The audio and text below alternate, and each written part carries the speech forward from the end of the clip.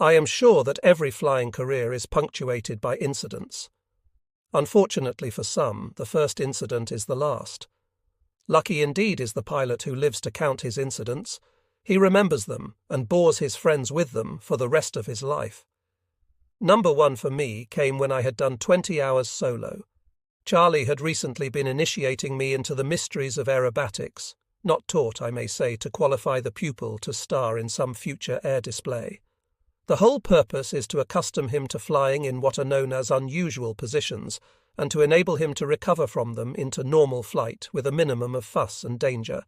And here I was, on this particular morning, out in the country busily doing my homework. I was practicing loops, a highly satisfying pastime, for, in order to do a good loop, it is essential that the aircraft, on its dive out of the manoeuvre, passes through the column of disturbed air it has created on the upward zoom. The jolt is both noticeable and exhilarating. Now the N3N3 possessed a carburettor of the normal motorcar type. In other words, it had a chamber and a float. When the aircraft was in inverted flight at the top of the loop, the float was apt to fall from the bottom of the chamber to the top. The supply of petrol to the cylinders was accordingly interrupted and the engine cut out. When the aircraft recovered its normal right-side-up attitude, the float fell again to its normal position and the engine cut in. You were in business again. There was the odd occasion, however, when the float didn't fall back into position, and on my 9th or 10th loop this happened. Well, you can't get out of the thing and kick it or belt it with a hammer, so you're in trouble. First, height. I looked at the altimeter, 8,000 feet, all the height in the world. Next, where to put it down. About 2 miles away I saw an emergency grass field. I glided down to it and flew a circuit. The windsock indicated there was a good breeze. Warily watching the altimeter and airspeed indicator, I crept cat-like around the field for another couple of circuits. I could bear the strain no longer. I just had to go in. It was now or never. I might not make another full circuit, in which case the end would be disastrous, something I did not dare to contemplate. So here goes. Of course I came in far, far too high, but luckily Culp had taught me to side-slip, plenty of left rudder and the stick well over to the right and slightly forward, and I practically tore the wings off the poor thing in slipping off a lot of height. I touched down in the middle of the field and rumbled to a standstill. God, how quiet it was. Birds and things chirping and rustling all around me. Then I remembered the drill. If in trouble, a pilot had to remove his parachute and place it on the top wing of the aircraft, to be seen by any passing instructor. This I did, then descended to the grass, walked a safe distance away, and sat down to await developments. I lit a cigarette. At least I tried to, but my hand was trembling to such an extent that I was considerably exercised to get the match into the same parish as the cigarette. Eventually I made it. I was alive. I had pulled off my first forced landing and was now living it over again, wallowing in a sea of smug complacency. Hanson, what a bright sod you really are, I thought. What will Charlie say about that? Another N3N came winging over, heading south towards Sawfleigh. I watched him droning steadily across at about 5,000 feet. I thought he had missed me when he suddenly went into a steep bank, cut his engine, and glided to a perfect three-pointer alongside my aircraft. The instructor bounced down, full of beans. "Trouble, son?" He was about 3 years younger than I. I told him. "How many hours of solo you got?" He whistled. "Why the hell didn't you bail out?" I told him the idea hadn't occurred to me. He gave me a long, cool look. Then, "Okay, sit tight, I'll be right back." He returned in half an hour with a mechanic in the back seat, nursing a carburettor. The fitter sauntered over to the business end of my N3N, withdrawing from the rear pocket of his overalls a wooden mallet. He delivered a sharp tap to the side of the carburettor. The instructor jumped in and started her up, then switched off again. I made to climb up. "No you don't, son. Not today. Climb into mine. We'll pick this up later." The next morning Charlie Culp opened the day's proceedings with a quiet, "I hear you did okay yesterday. Let's go." And that was that. Culp was probably a shade younger than I and came from Baltimore, Maryland. Although we never reached the stage of becoming bosom pals, at least we found the odd evening together when we would go out to the San Carlos Hotel, the social and alcoholic centre of Pensacola, for a drink or two. He was quiet, reserved, and gentlemanly. I liked him a lot. He was also a very good instructor. One of his colleagues had long assured me that I was fortunate in having one of the best. In the air he was as quiet as he was on solid ground. He spoke to me only when he found it strictly necessary, and, long after I had left his tender care, he explained to me why an instructor who nattered unceasingly, as some did, was of no use to anyone. You see, if I checked you or ticked you off the instant you started to do something wrong, you would never be given the chance to develop that mistake. You would never know what the hell you had been letting yourself in for. The only way is to let you do whatever the hell you were going to do. To let you go on, getting deeper and deeper into trouble until it dawns on you that you have gotten yourself into something you just can't get out of. Then, and only then, I'm there to dig you out. You'll sure remember never to do that again. See? One morning we were practicing emergency landings into a short grass field, not an easy maneuver in the early stages of flying. The instructor flies the aircraft in circles around the perimeter of the field, and at any moment and at any position on the circle, cuts the throttle. At that point, the pupil takes over. Without any further assistance from the engine, he has to judge height and distance, and, with the downwind end of the field uppermost in his mind, glide to a dead stick landing. So Charlie, up front, suddenly cut the throttle. Now it was all mine. I looked back to the downwind end of the field. Now. I banked over steeply and glided downwind, past the end of the field, then into a left-hand 180-degree turn. I was far, far too high. I put the N3N into a screaming sideslip, hopeless, yet in my keenness and obstinacy I persisted. Charlie's quiet voice came through my earphones. "If you get this one in, I'll kiss you in the San Carlos bar." Suddenly I was in a jam, and I hadn't the faintest idea how to extricate myself. "Jesus!" Okay, said Culp. "Okay, I got it." And he had. I wasn't the only one to do odd things. An RAF pupil, taking off at night from Curry Field, flew into a tall metal chimney, red warning light and all. The aircraft wrapped itself tightly round the chimney and slithered softly to the ground. No bones broken. Another RAF pupil, out on emergency landing practice, dozed serenely in the luxury of his post-breakfast somnolence as his instructor flew the aircraft. Then something registered. Yes, that was it. The instructor had closed the throttle. Once awake, his reactions were faultless. Grabbing the stick with his right hand, he shoved it firmly forward. Rule 1. If your engine dies on you, put the aircraft into a gliding attitude to maintain flying speed. He was always rather vague as to what happened next. One thing was certain, he hadn't maintained his grip on the stick. For the next moment he was cavorting freely around the sky, and his N3N, with a very empty rear cockpit, was cruising along towards Pensacola, 100 feet below him. At this point his reflexes entered a short period of lethargy, for he admitted that it was fully 5 seconds before he realized what had happened. More importantly, what was going to happen if he didn't pull his ripcord pretty quickly. He parachuted safely into a ploughed field where he sat for an hour awaiting a pickup truck, wondering why the hell he hadn't rigged his safety harness. The instructor had felt the jerk on his GoSport tube, the violence of which had almost removed his head. He looked into the rearview mirror preparatory to delivering a blast to the pupil, but no pupil. Searching above and below for him, he finally located him above and some distance astern, with his parachute just blossoming. Having seen him land safely, he hightailed it back to Curry Field. Charlie Culp was in the CFO's office when this instructor strode in. He was of Teutonic extraction and, at the time, hardly the type to be a pro-British raver. To the CFI, "Chief, you know that limey you sent out with me?" "What of it?" "Well, you gotta believe it, but this is all I got left." Before the CFI's face he dangled his face mask and mouthpiece, but no Gosport tube. An evolution which figured largely in all our lives was that known as circle shooting.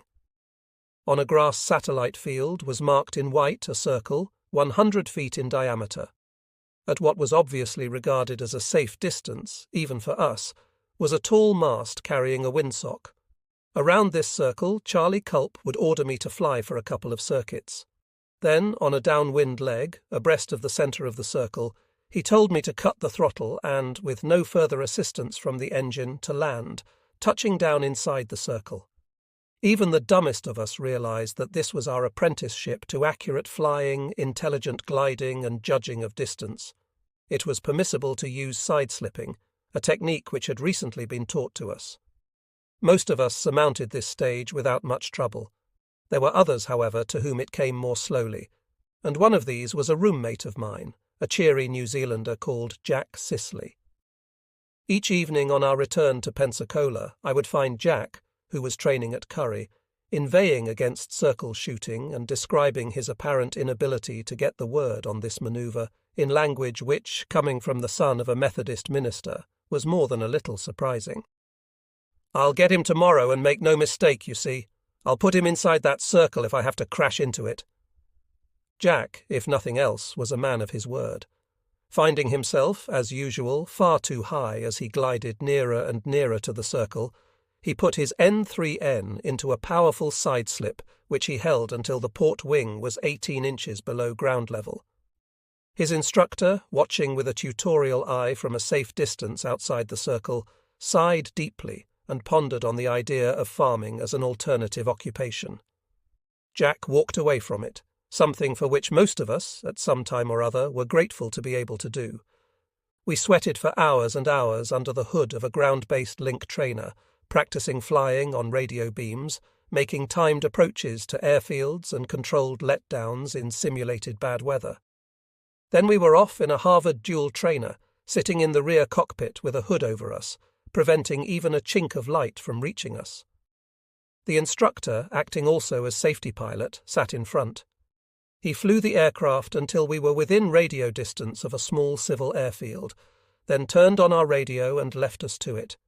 We had to find the beam, track down it at the right altitude and speed, and finally to put the aircraft in an exact position to let down onto the duty runway. Our ears had to make sense of the radio signals flowing into them. We had to read our instruments and stopwatch intelligently, and our hands and feet had to transmit all this correlated information to the aircraft controls. This time we were listening to real live radio and aiming for a real live airfield. No link trainer nonsense.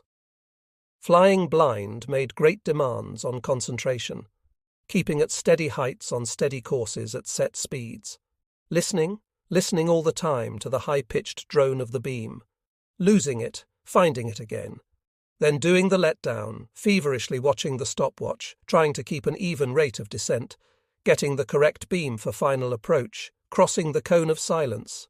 "Now, airfield ahead, waggle your wings." The instructor snapped up the blind-flying hood. "Is the airfield ahead?"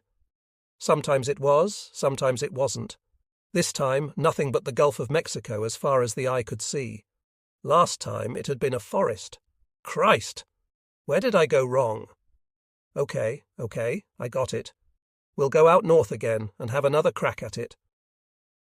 Then it was goodbye to Sorfleigh and across to Ellison, where we took on something heavier for an hour or two in the shape of an 03U1, an ancient Vought Sikorsky biplane, reminiscent of a swordfish. Its rear cockpit reminded me forcibly of Brother Ray, for it was almost identical to the one in which we had first become airborne those many, many years ago. After that we moved on to a more sophisticated model, the OS-2U3, known as the Kingfisher, an aircraft which, fitted with floats, the US Navy employed aboard its cruisers and battleships.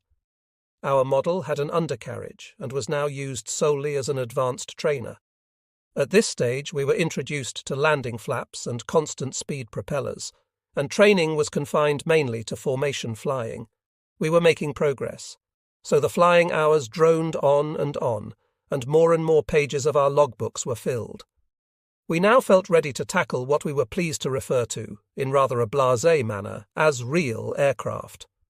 One of the final tricks of the trade, in which we had to be checked out before leaving Pensacola, was the inverted spin. If you feel that life is becoming a bore, that you are fed up to the back teeth with politicians, and that the daily grind offers nothing by way of relief, excitement, or novelty, try your hand at recovering from an inverted spin.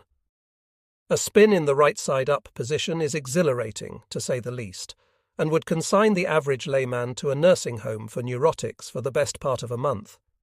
When a spin occurs out of the blue, so to speak, one is too busy recovering from it to devote much time to thinking of its violence and dangers.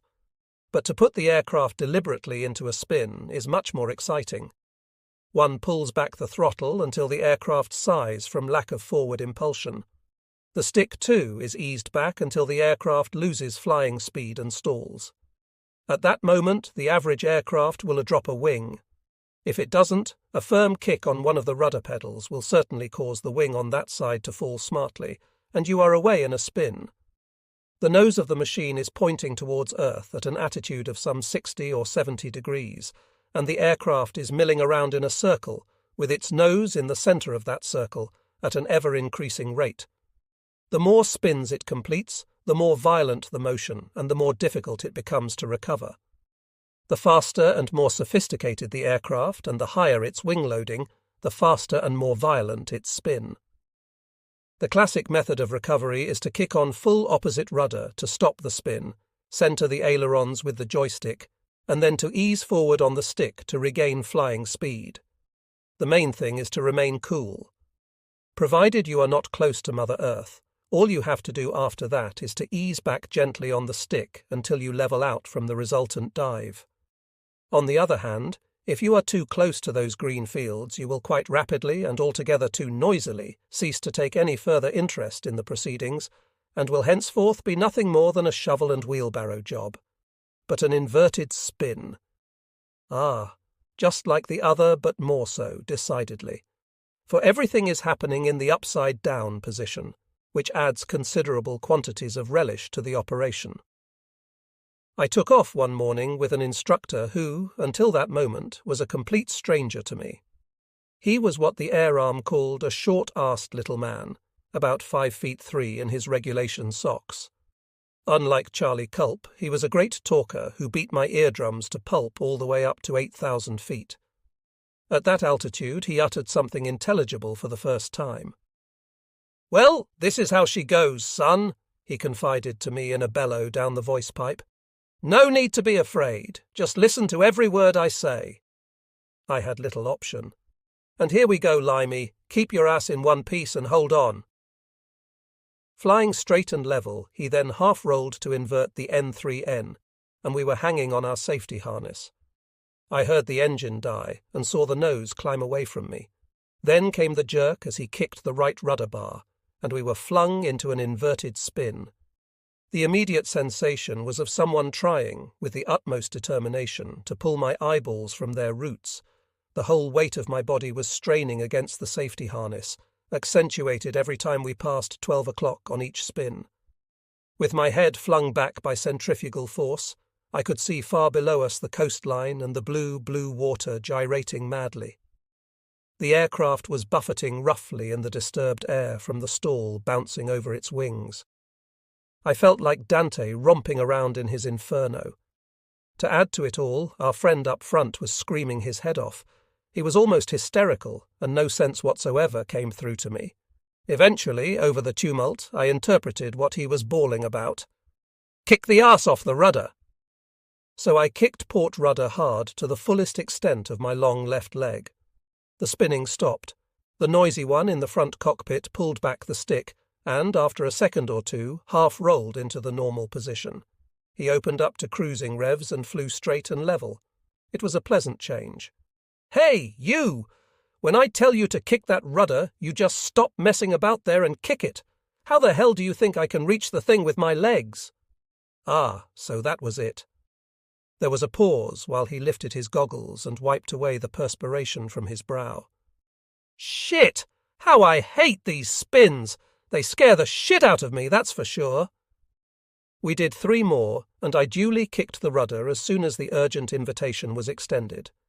At least, that's what I assumed he wanted, for I still couldn't hear a word he said as soon as we hurtled off on the merry-go-round. He was all smiles, all talk, and all cigar as we walked back to the hangar. "You see, son, I got the shortest legs in the whole state of Texas, that's for sure." Then he leered quite charmingly. "But don't you go thinking the rest of my anatomy is on the same scale, boy. Christ, no, I'm really something." There was a slight pause. "Anyway, you did okay. You know what's wanted. Good luck, sailor." He passed out of my life. We were still, but only just, at Pensacola when the Japanese attacked Pearl Harbor on December 7th, 1941. This earth-shaking event caught the United States by surprise, to say the least, and the whole country took off in an explosion of war fever. Up to this point, as I have said, some of the residents had only reluctantly accepted our presence on the Naval Air Station and in Pensacola town itself. Others were downright inimical towards us. So convinced were they that Churchill was directing all his efforts towards persuading Roosevelt to bring America into the conflict. We were freely catcalled and booed as we marched around the station on our various duties.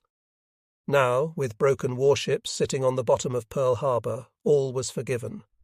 We were natives of a country which had already endured over 2 years of war, and, although most of us had yet to look a German in the face, we basked in the reflected glory of men who had been at Dunkirk and the boys who were slugging it out in the Mediterranean and Western Desert.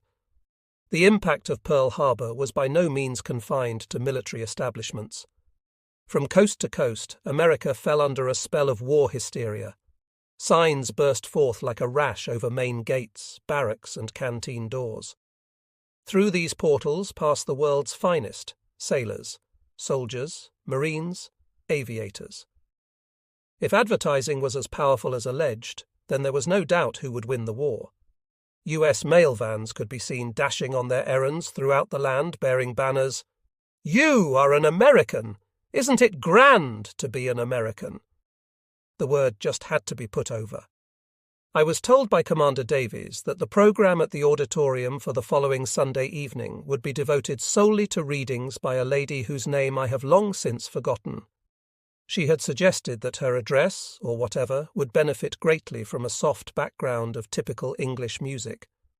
Most things British are referred to in the States as English.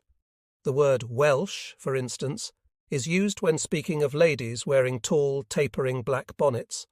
Scotch, never Scottish, refers to kilts, whisky, locks, see locks, and ancestors in that order. Irish is associated only with callous subjugation by the English, poverty, leprechauns, and toothless old peasants sucking empty clay pipes. England, unless more closely defined, always implies London. If you live in England, you must live in London. If you don't, you are an object of amazement and are immediately invited to explain to the assembled company exactly how many miles from London you are unfortunate enough to live, more especially why. Knowing that I could play the organ, Commander Davies asked if I could brush up on my English tunes and be prepared. About 6:30 p.m. on Sunday, I approached the lady of the evening. She was, I suppose, in her early 40s, tall, charming, and obviously itching to scatter buckets of emotion to all parts of the house. She held a fistful of foolscap paper, which in itself boded ill for the audience.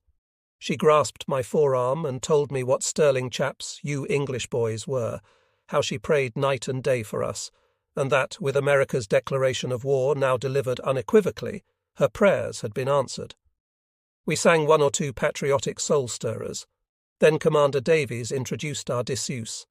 The house lights were dimmed, and Hanson moved into a tear-jerking ultra-pianissimo on the bonny, bonny banks of Loch Lomond, with disc brakes well applied. Madame turned to page 1.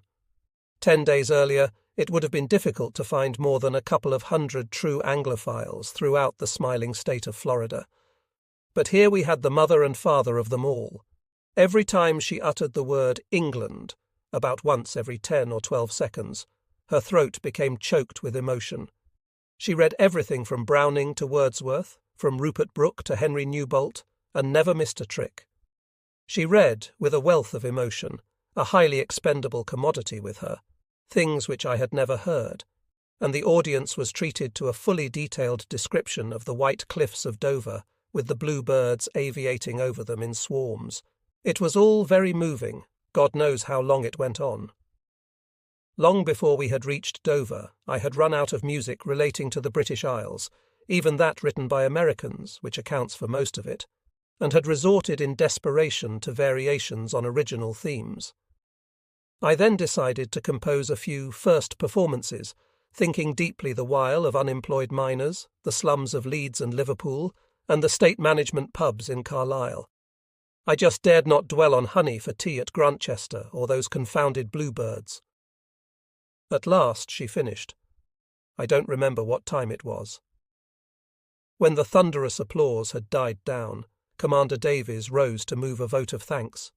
He looked slightly stunned. I can only think he was busy wondering what sort of country these RN and RAF students had sprung from. On the very evening of Pearl Harbor Sunday, I was having a drink with Culp at the San Carlos bar. For the first time, the British were now allowed off the station in uniform. Until then, we had been officially in a neutral country.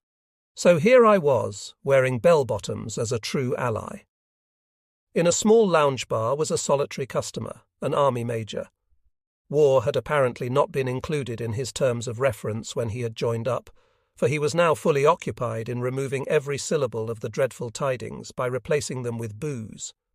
He was working very hard. As we moved to the bar, he put down his glass very, very carefully, stared at me for what seemed to be an eternity, then slowly and with great deliberation recited to me, 6 inches from my face, every obscenity and filthy expletive to which he could lay his tongue, rounding off, of course, with "limey." Still perched perilously on his high stool, he began methodically to remove his uniform blouse in preparation, it seemed, to obliterate at least one hated Englishman. Churchill, what have I done to deserve this?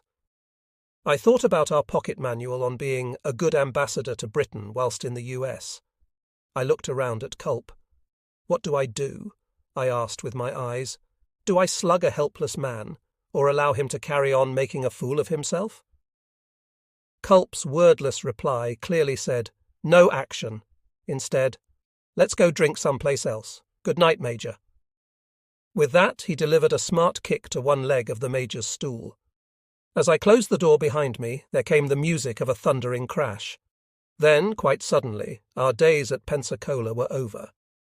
Having coped successfully with the elementary and advanced stages of flying training, we now moved to Miami, the home of the U.S. Naval Air Corps Fighter Training School. We were elevated to the dizzy rank of sub-lieutenant, and our left sleeves wore the magic pair of pilot's wings. Some 14 miles north of Miami lay the Navy's airfield at Opa-locka, its fighter training station. So far, our progress had brought us to the stage where we could fly an aircraft. Now we were to learn to use it as a lethal weapon of war. We trained hard, too, 8 days without a break, and with a fine disregard for Sundays. At the end of 8 days, peace descended for a while with one full night of liberty, and the whole of the following day until 9:30 p.m. The North American Harvard, SNJ, 3 in U.S. Navy terminology, was the first aircraft we used for this fighter course.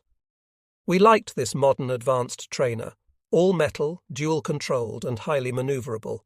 It was fully equipped with retractable undercarriage, constant-speed propeller and flaps. The 700 GP engine pulled the Harvard along in great style, and in fully fine pitch for takeoff, it gave a screaming whine which no one could fail to recognize. It should be said at this stage that, in a matter of a week or two, our flying had rapidly become more sophisticated. For one thing, with heavier and more powerful aircraft, whose higher wing loading would not permit them to maintain a glide with the same ease, or for anything like the distance of a lighter aircraft with lower wing loading, it became necessary to make powered approaches and landings. Instead of cutting the throttle as the final crosswind turn was made, engine power was maintained, propeller pitch was adjusted to give increased revolutions, and flaps were lowered by ever-increasing degrees until the flare-out point was reached. The throttle was cut only when contact between the landing wheels and the runway was imminent. No longer was a 3-point landing the height of one's ambition. After we left training airfields, in fact, landings on runways tended to be of the transport type, in which, with the aircraft still at low flying speed, the main undercarriage was run into the runway, and the tail wheel was finally dropped only when the aircraft lost forward impulsion and was fully stalled. Whatever else, this saved a lot of wear and tear on tail wheel tyres. Now, too, we were flying aircraft equipped with radio, and in addition to the visual aids displayed on the airfield, we were informed by the control tower as to when to join the landing pattern and which runway was in use. The cockpits were more elaborate, the dials, switches and levers were multiplying. There was more to listen to and more information to transmit.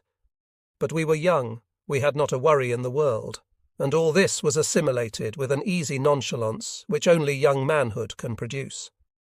Formation flying occupied a sizable proportion of our time in the air, and for the first time we essayed night formation. This was great fun, provided you could put out of your mind the nature of the ground below you.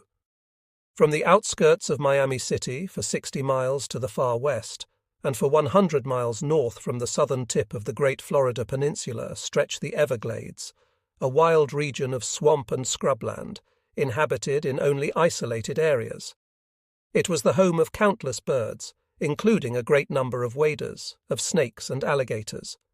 In those days, there was only one road worthy of the name across this great waste, the Tamiami Trail, and, with survival always lurking in the back of one's mind, one naturally kept pretty close to this whenever possible. Because of the swampy nature of the ground, from the air, something like 40% seemed to be underwater. A forced landing could be nasty, but the Navy had the answer. The efficient management at Pensacola had greatly impressed all of us, and we were now to find that the Air Corps organization at Opa-locka was equally brilliant.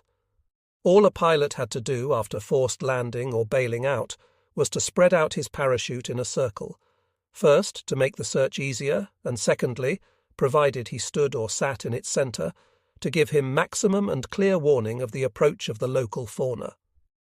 News of a man down in the Everglades brought swift action. Manned and equipped throughout the hours of flying were a number of ready planes, each for a specific job. As soon as alerted, the Everglades aircraft, with a pilot, air gunner and radio man, took off and flew on its search for the grounded man. In many instances, the aircraft reporting the incident would have given a pretty accurate position. In the meantime, the swamp buggy, a wonderful vehicle equipped with both propellers and caterpillar tracks, which was also manned at all times, was dispatched on its carrier, something similar to an army tank recovery vehicle. This carrier drove off down the Tamiami Trail until, guided by radio from the ready plane above, it reached the nearest point to the man to be rescued.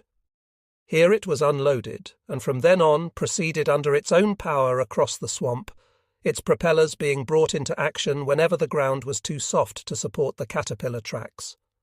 As soon as the victim of the incident had been found, the air gunner in the ready plane dropped for him a bag of supplies: chewing gum, chocolate, raisins, biscuits, a water bottle, and a revolver with a few rounds to dispatch any inquisitive alligator or snake.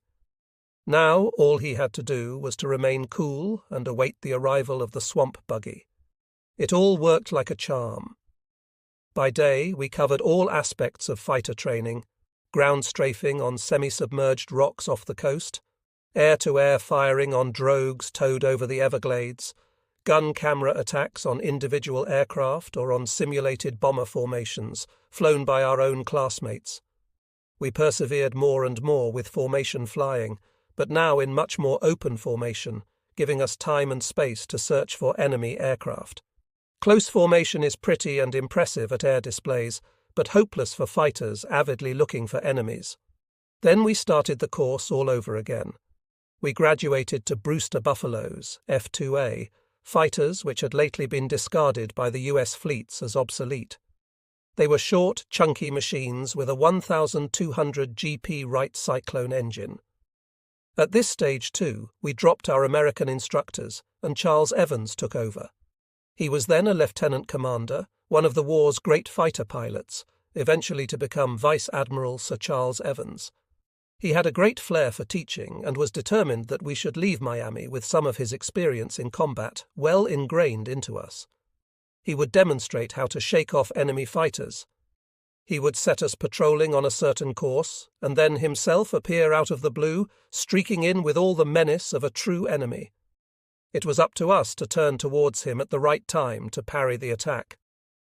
At other times he would set a similar exercise, but instead of attacking himself, he would send in individual pupils whilst he sat high above, watching, assessing, and criticizing our ability in both attack and defense. My nearest approach to a crash whilst at Miami came when I was landing a buffalo one afternoon. Everything was checked and in order as I approached touchdown. She sighed as I cut the throttle, flared out, and touched down on 3 points. As she ran down the runway at something like 70 miles per hour, the port wing dropped slightly. Despite a touch of right stick, it went on falling until it eventually touched the tarmac. Then I screamed off to port into the sand, where I endured a long ground loop, raising clouds of dust and sand, until at length it stopped. All I could hear was the scream of the fire tender and the ambulance. I took off my helmet and climbed down. The port undercarriage had partially retracted. "You okay?" It was the doctor from the ambulance. "Yes, fine, thanks." "Okay, get in the wagon." "I'm fine, sir. I'll just walk over to my hangar there," I said, pointing to our flight a matter of 200 yards away. "The hell you will! You'll get in the wagon when I say, get in!"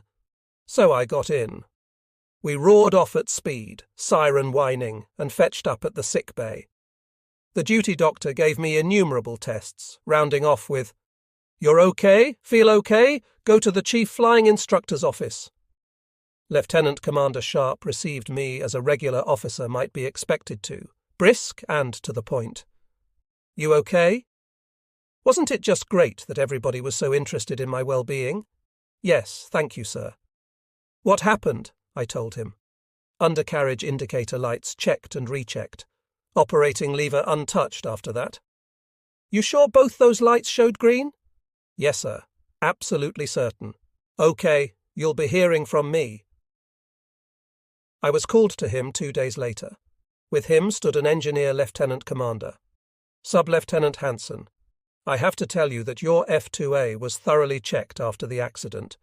This officer's findings are that the locking mechanism on that undercarriage leg was malfunctioning, but it allowed the indicator to show green when, in fact, the lock was not engaged. You are therefore exonerated from all blame." "Thank you, sir." I saluted and departed. They couldn't be fairer than that. Some weren't so lucky.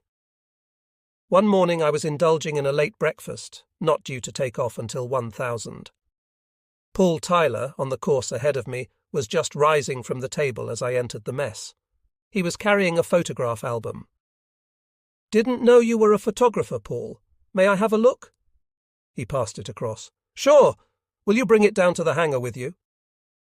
About an hour later, on my way down to the flight office, I had to stop to allow a Queen Mary, a heavy aircraft transporter vehicle, to go slowly past. It bore all that was left of a Buffalo, and I recognized that only by its number on the fuselage. It looked as though it had passed through a steel rolling mill. It had to be one of ours, for the American boys flew Grumman F-3Fs. I met Dudley Lemon in the hangar. "Whose was that, Dud?"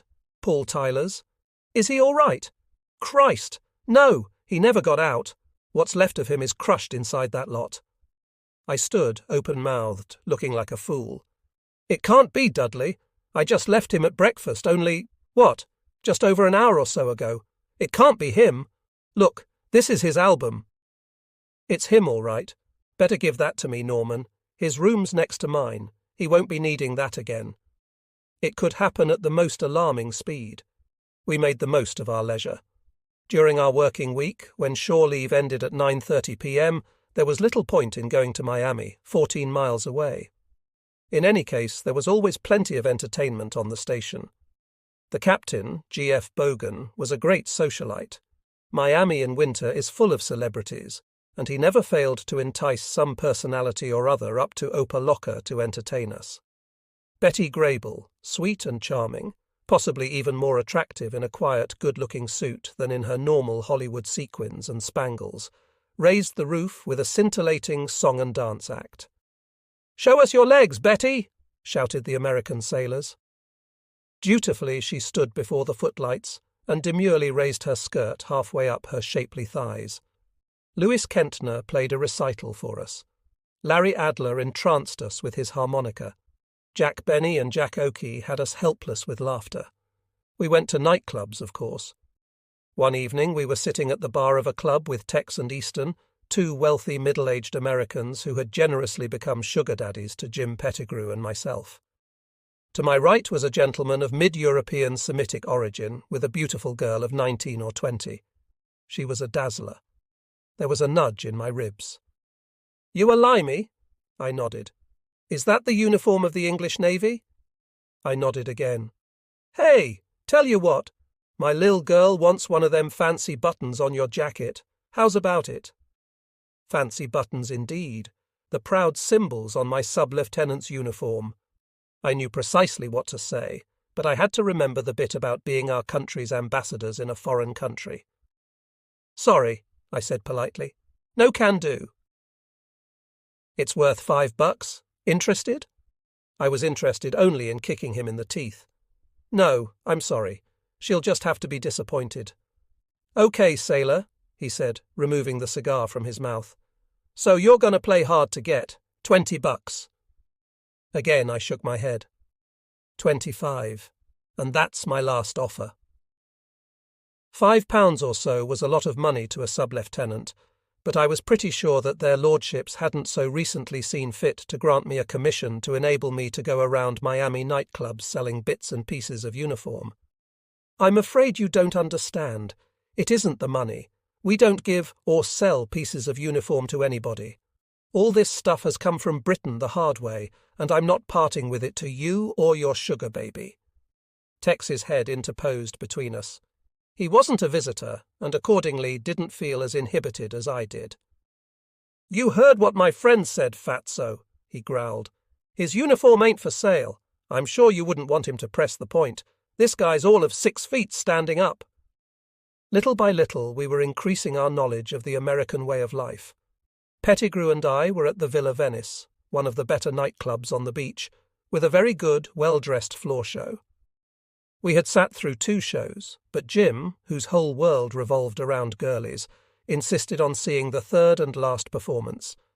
He had established, in-shop talk, visual contact with a young lady in the second rank of the chorus. Having already made a fair guess at her vital statistics, he was determined to know more.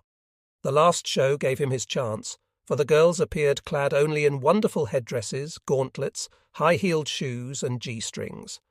Jim shook me back to life. They're on. So they were. And Jim was right. She was a honey. Blonde, about 19, and everything came out and went back again in exactly the right places. She smiled at him and made his day. We were cold and shivering outside, despite our greatcoats. We had a long way to go back to the station, and it was nearly 3 o'clock. At the lamp-post at the corner, Jim stopped. "What's the matter?" He was looking up the avenue on the side of the club, gazing towards the stage door. "I'm waiting for her. You just carry on." "Don't be a bloody fool, Jim. You'll never make first base with her. Just watch, boy. You just watch." He was an incurable optimist with a fine conceit where women were concerned. Eventually she emerged, looking lovely. Her hair under the lamplight was beautiful. She wore a mink coat which she must have earned the hard way. Her legs beneath it were the pride of Florida. As Jim moved towards her, she declaimed, from 20 yards, in a rasping voice which can't have done a thing for Jim's ego, "It'll cost you $30. It must have been a hard life for a high kicker in Miami. $30? Said Jim incredulously. $30? Jesus! I only want to borrow it, not buy it. She swept past us with a look of contempt. Her perfume and the swish of her mink wafted over me. Strange things, girls, I thought. And how bloody awful to be so hard at 19. Already she must be sick to death of men. She isn't young anymore. Boys, young men, have been left far behind, and the wallets of the well-to-do, men of any age, shape or colour, are her only interest. We started to walk. Opaloka felt a long way away. We were halfway across the causeway bridging Biscayne Bay, when a cab slowed to a halt by my side. "Going to Opa-locka, boys?" When a taxi pulls up beside you at 3 o'clock in the morning in Miami, you watch your step. However, the jockey was alone and looked reasonably harmless. "How much?" I asked with Yorkshire canniness. $20, he said. "Bollocks!" retorted Jim, his recent encounter having set the iron in his soul a-clanking against all Americans. "Bollocks! I'd rather walk." We settled for 14, a very good buy from our point of view. We got in and started rolling. As we were approaching the end of the causeway, the driver said over his shoulder, "You boys ever been to the Boulevard Club?" "No? Where is it?"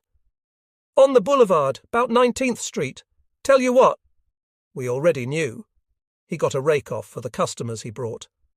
"I'll drop you in for an hour and wait, no extra charge." All I wanted was my bed, my own bed. But Jim had tasted blood, and there was no holding him.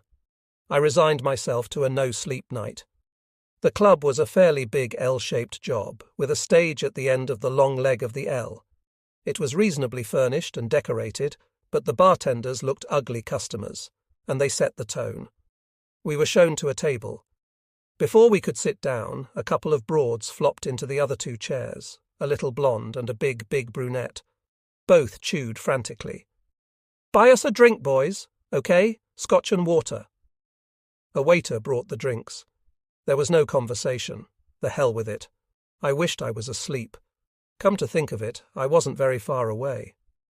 Jim set the drinks up again.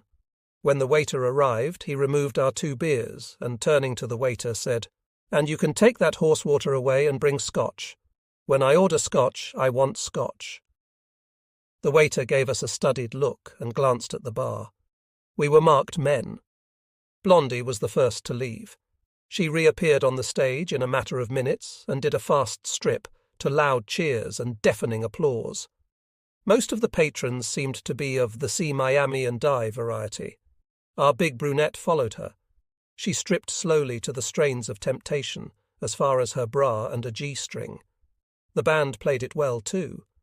But then all bands in Miami were good. A short and total blackout followed.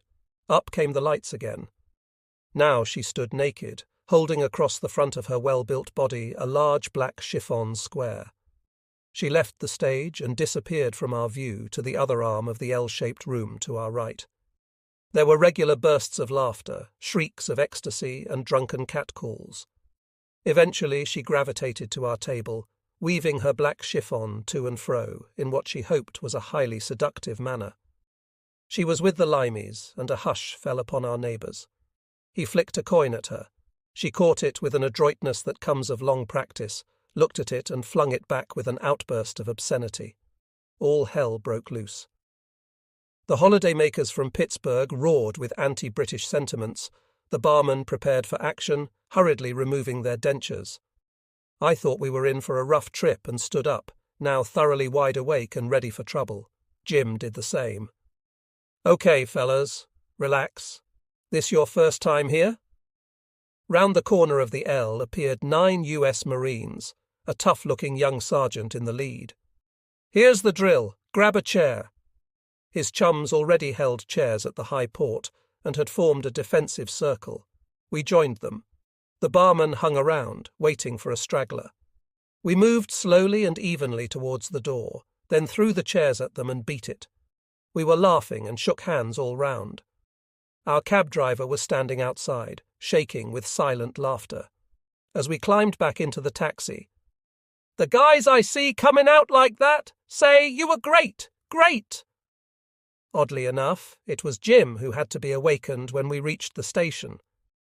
One morning, as we flew a patrol up the coast over Fort Lauderdale, the faint radio natter of an American exercise group some miles away, which had been in the background for some time, suddenly erupted into excitement. "Bail out, Pete! Bail out! Jesus, Pete! Get out! Get out! Bail out, quick!" Then mumbo-jumbo and bags of hysterical yelling. After lunch, Derek Forbes and I went along to our room for a short siesta. I had just flaked out on my bed when I heard the sound of a woman sobbing. "Where's that Norman? Some crafty sod has worked a woman into the block. Bachelor officers' quarters, no less. How do you like that? And now she wishes she wasn't here." He jumped off the bed and crept across the floorboards in his socks. He eased open the door. "These bloody Americans don't know how to handle women. She needs a bit of comfort from New Zealand." I snorted. "I know what she'll get from New Zealand, and it won't be frozen lamb." Then he was out of the door. A few seconds elapsed before he returned. "Next door, those 2 American boys. Crafty sods." I went over to the wall myself. Listening acutely, I thought it didn't sound like a girl now. I went to their door and knocked. "Anything I can do to help?" "Get the hell out of it!" It was a boy's voice, shrill and hysterical. "Leave me alone! Leave me alone, can't you?" I was still standing there, wondering what to do, when an American cadet came along. I told him. "Oh, just let him be. His roommate, his buddy, was killed over the Everglades this morning. Leave him be. He'll be okay." They had been firing at a drogue. Pete had apparently gone in on a high-side run, had lost the drogue from his gun sight and had flown slap into it. The heavy cast-iron ring which forms the open circle at the leading end had smashed through his windscreen and decapitated him. From 10,000 feet and at full bore he had dived into the swamps, and what was left of him wasn't worth collecting. I was glad I wasn't still his roommate when Derek Forbes plunged headlong into Scapa Flow a year later. He was too nice a kid to die like that. Segregation between whites and blacks had astonished most of us during our time in Florida and in such places outside as we had visited. Later on in the war, we were to see plenty of evidence of apartheid in South Africa, but for the life of me, I saw little or no difference from attitudes in the southern states. We boarded a bus in Pensacola town one afternoon, 5 or 6 of us, to go out to some beauty spot on the coast. We clambered in, saw the back seat, right across the full width of the bus, completely unoccupied, and, naturally enough, parked ourselves in it. Departure time came and went. No activity. Then one of us asked a passenger in front of us what was the cause of the hold-up. "The driver's waiting for you to get off that seat," said the lady addressed. "This seat? Why? What's wrong with it?" "That seat's for black folks." "Well, there aren't any on board." "Don't matter. That seat's for black folks, and that driver ain't gonna go till you boys gets off it." Sure enough, as soon as we stood, the bus departed. We called that just plain bloody ridiculous. Now, in Miami, we found things even more droll. Blacks had to clear the streets of the beach by a certain time each evening and get off to their shanty town outside Miami City. A curfew, if you like. The segregation wasn't confined to blacks and whites either. Miami provided visible signs of segregation between Jews and Gentiles, which surprised us even more. The first sign I saw was a black and white painted notice board outside the main entrance to a fashionable golf club on Miami Beach where I was invited to play.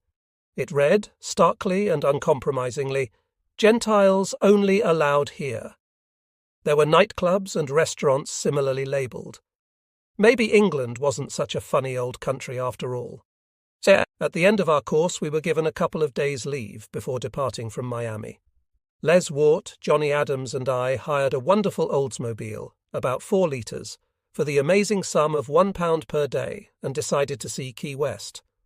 The Florida Keys are a pendant of small islands stretching in an unbelievably beautiful chain for 100 miles from the foot of the Florida Peninsula into the Gulf of Mexico. The highway of those days connected the Keys by a series of bridges, some wooden, some steel. The weather in April was gorgeous, and on both sides was the calm, turquoise water of the Gulf. Its clarity, less than 10 fathoms deep, was incredible. I had driven the whole of the outward journey. On the way back, Les was to try his hand. We must have covered something like half of the return trip when he looked at me. "What do you think this thing will do?" "Dunno, but I reckon it's bloody fast." 100? Wouldn't surprise me. With that he put down his foot. There was no traffic, no danger. The needle flickered to 100 miles per hour, and Les, with a satisfied chuckle, eased her down. We must still have been around 70-80 when a black Stutz overtook us, going like smoke. Half a mile later, he flashed on his police stop lights and led us into a lay-by. We sat. From the near side of the police car emerged a gentleman clad in a Stetson, a khaki shirt and riding breeches and high boots. He also sported a large piece of artillery on his right hip. He strolled leisurely down to us, withdrawing his notebook from his shirt pocket, with never a glance at us. License. Les handed it over. Insurance. Again the document was produced. For the first time he noticed the RNVR gold braid, wavy, on Les's sleeve. He looked up and waited a moment. "Say, you guys limeys?" "Yes." "Well, hi, Charlie."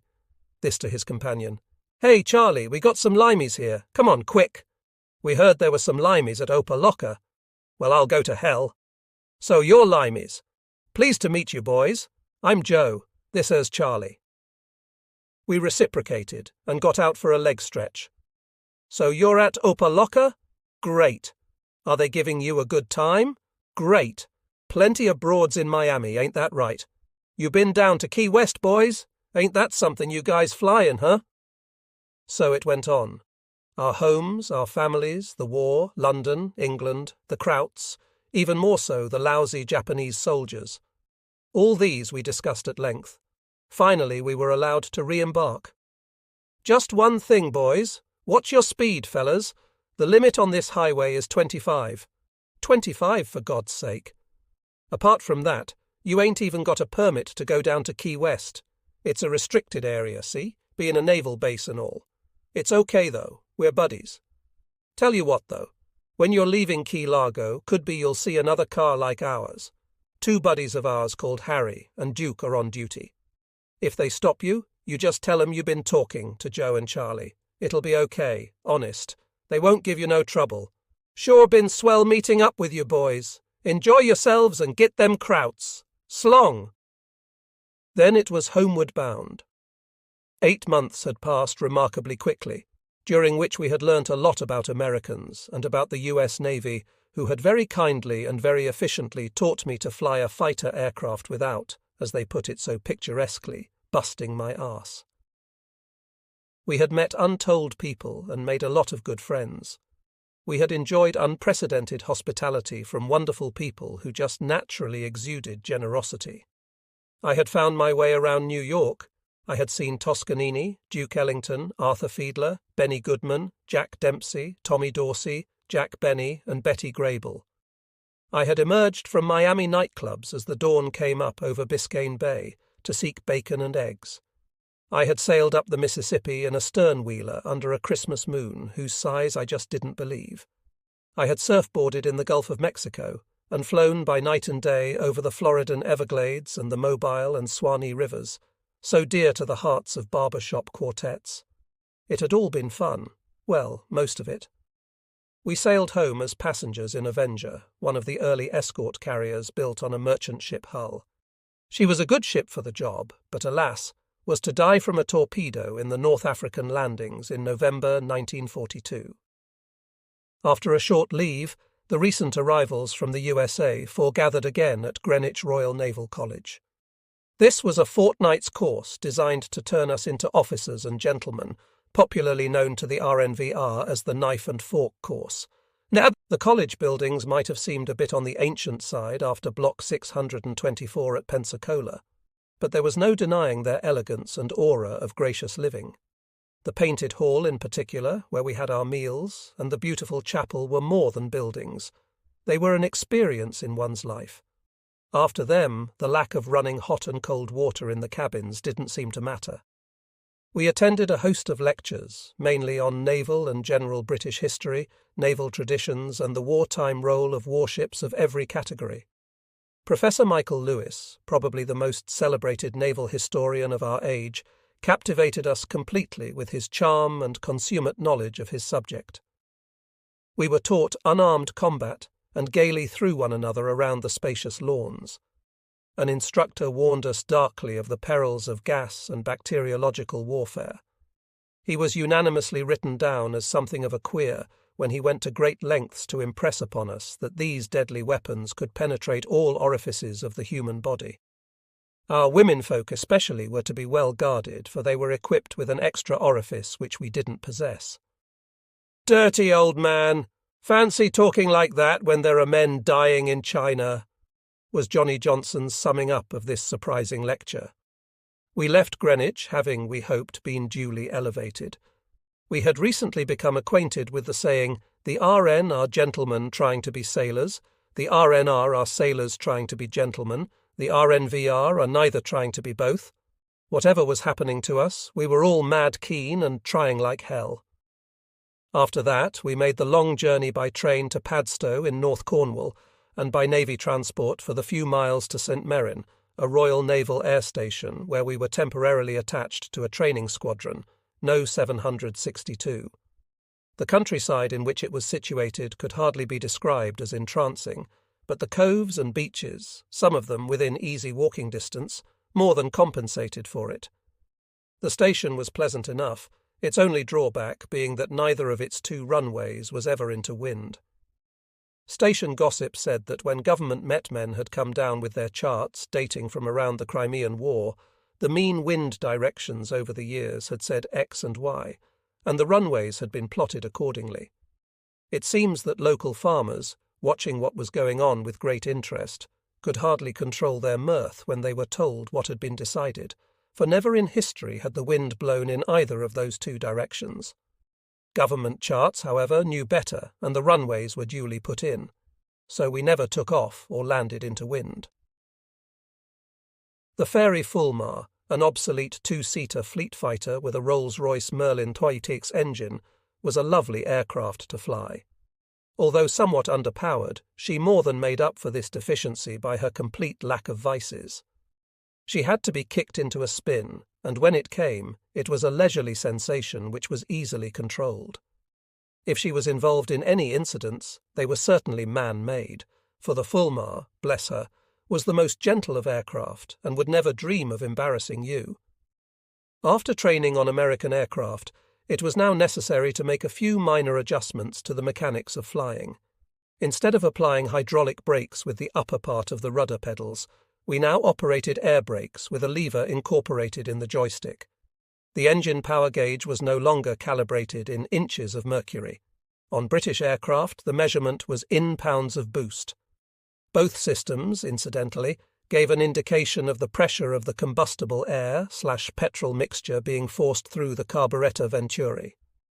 The turn and bank indicator was no longer needle and ball. Now it comprised two needles.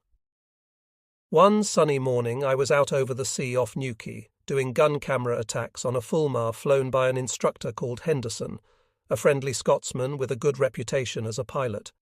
On one of my downhill runs to attack him from astern, I felt a cool spray in my face. Coolant, I thought. The Merlin engine was liquid-cooled with glycol, something akin to antifreeze.